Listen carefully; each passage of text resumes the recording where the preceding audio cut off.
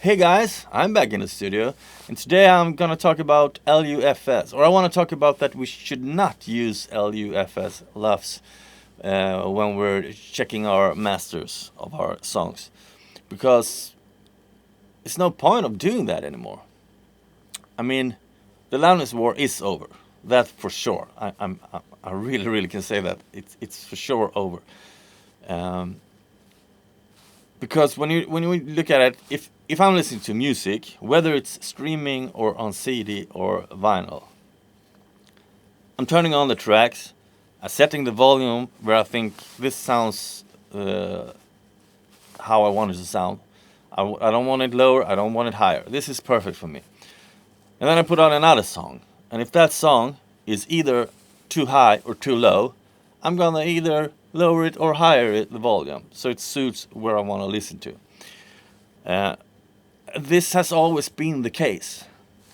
Nobody asked for the loudness war except the music producers and record producers. The listeners don't want loudness war. They never did like the loudness war. All the loudness war did was make the music sounds worse and worse and worse, squashed together like hell. And the thing is, I have actually gone through a couple of albums from different genres to see what's the dynamic range of the albums are. Some kind of interesting, and I noticed some kind of interesting numbers there. But let's take it from the top. Why did the loudness war started? First of all, well, apparently there was an academic study that if we hear the sound, and if we hear the same sound, just a little bit louder, we tend to prefer the louder sound, even though there's nothing. Even though they haven't changed anything to the sound. So then all the record producers started saying, "Oh, we must have a higher volume on our records because then people we're gonna like the records." Well, people don't like the records, the albums anymore just because because your album is louder than the next album. That's not how it works. How they did this was they A-B'd the same song, and then they liked the one that was higher LUFS. They prefer that one over the other because the ear will trick your minds and your sense. But the customers didn't want it, and we have always turned down or turned up the volume for what we like. Today I want to listen to my music this loud.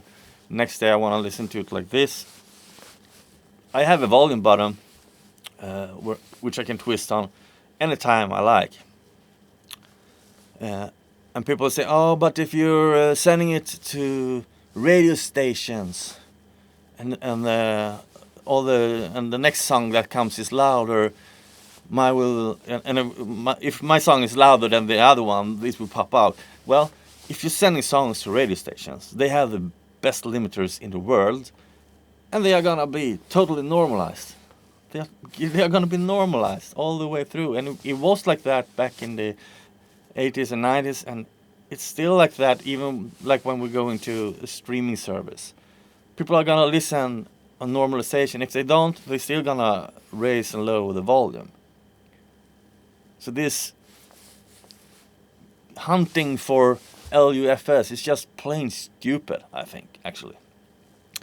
And I just want to show you guys some examples of what I found when I have checked a lot of albums, both vinyl and CDs, and ranging from death metal to rock and roll. Most of the sounds that I like. So I actually have a list here that I would like to share with you guys.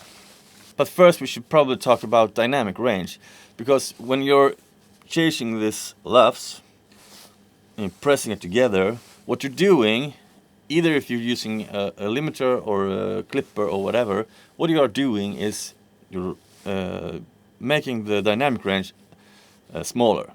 That's what you're doing.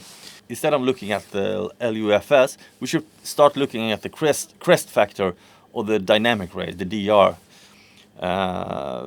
They're pretty much the same, but the DR is measuring the lowest sound to the highest sound and how many dB there is between. Crestfactor is the highest sound to the RMS sound, but they are kind of the same when it comes to numbers. And good numbers to be around is somewhere between Crestfactor of 14 to 10 dB, or 10 dB to 14 dB of Crestfactor.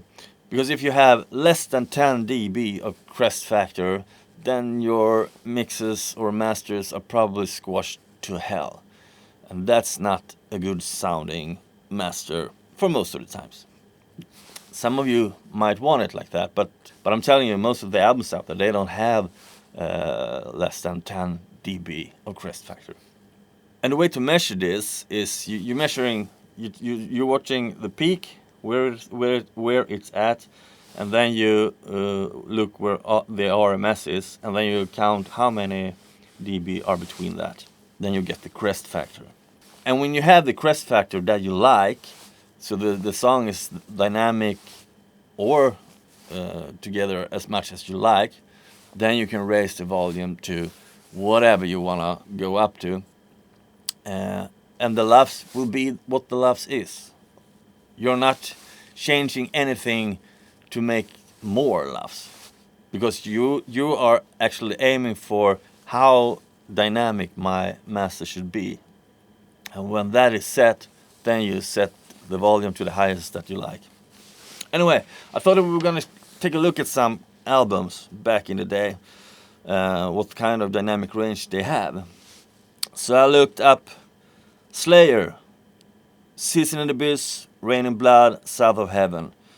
3 super, to me, hard-hitting album, and I really, really like the sound of those albums.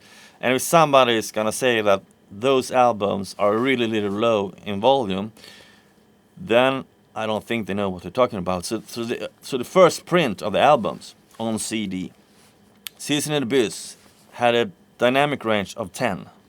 Rain in Blood had the dynamic range of 12. South of Heaven had the dynamic range of 13. Come on, we're talking about Slayer here. Nobody back in the day thought, do you know what? This album sounds really, really low. We need to make it sound a lot higher. No, nobody did that. However, they started to make some CDs later on, or they remastered the albums and they reprinted the CDs later on, like back in the 2000 or something like that. Then people started to complaining that these CDs don't sound like they used to do. I was one of them. Then that's because they lower the dynamic range to like 6 or something like that, and then it sounded like crap. One cool thing that I discovered was Entombed, Left Hand Path. I always loved that album, both on CD and vinyl. You have the dynamic range of 12 dB dynamic range.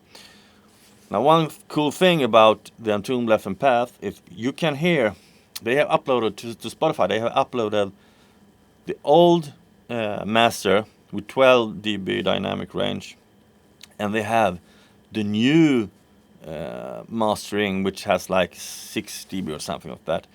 Put on the normalization on your Spotify, and you can hear the difference between them.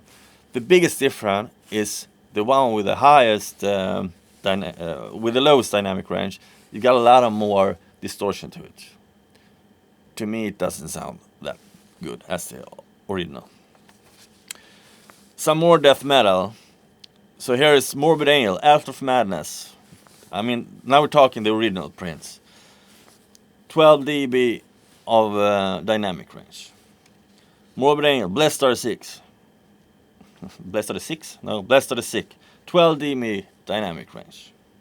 As you can see, I mean, we're talking at Slayer, 10, 12, 13, Entombed, 12, Morbid Angel, 12. That's a typical or that was a typical death metal mastering back in the days, back in the early 90s or late 80s. Okay, so let's go to Tom Petty. Damn Those Torpedoes. Mastered to 13 dynamic range. And then I checked out Tom Petty, The Last DJ, and it came out 2002. At that time, the mastering war was full on, and it was mastered to 6 dB dynamic range. In 2015, they redid it. They remastered it. But not to what most people did. They took old songs and then they squashed it. They did it the opposite way. So back in 2015, when they released it, remastered, it had 11 dB dynamic range. Probably because Tom Petty thought, you know what, that loudness war thing that we did there, it sounded like hell. Let's change it to how it's supposed to sound. Now, I checked the Led Zeppelin, the first Led Zeppelin album. The CD had 10 dB of dynamic range. The vinyl has 11 dB of dynamic range. Pink Floyd, Dark Side of the Moon, 10 dB dynamic range. The Wall, 13 dB dynamic range. Janis Joplin Pearl, 11 dB dynamic range. Motorhead, Ace of Spades, 11 dB dynamic range. Most people won't say that, you know what, that Ace of Spades is just too low, man. Needs to be higher. Motorhead Bomber, 12 dB dynamic range. Bob Marley Exodus, and this is actually a new master of CD, and it got 14 dB of dynamic range. Anyway, it doesn't matter if you're Pink Floyd or Entombed, Morbid Angel, Tom Petty, Janis Joplin, Bob Marley. They all have pretty much the same dynamic range. It goes around like, I don't know, 13 to 10 dB of dynamic range. What the LUFs are, I don't know. I didn't check because I don't care. It sounds good. That was what counts, and it's kind of interesting that they have kind of the same dynamic range, all of the albums. One thing that I thought was kind of interesting is most of the people say we like how vinyl sounds. We like the vinyl better than the CDs and the streaming, and we really, really like vinyl. Well, if you look at the dynamic range of the vinyl, there's no vinyl with a dynamic range less than 10 dB. All of them are at that place around, roughly around 14 to 10 dB of dynamic range. That's where all the vinyls are at that I was looking at, and I have been looking like a lot. There is actually, I don't remember the address for it, but there is a page online where you can look at different dynamic range of albums. You should probably Google it and see if you can find it. I might put up a link if I find it somewhere. Anyway, if you have come this far, please hit the like button and start to subscribe this channel. We're up to over 800 something.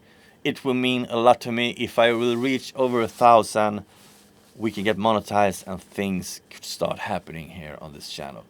Until next time, have a good life. Goodbye.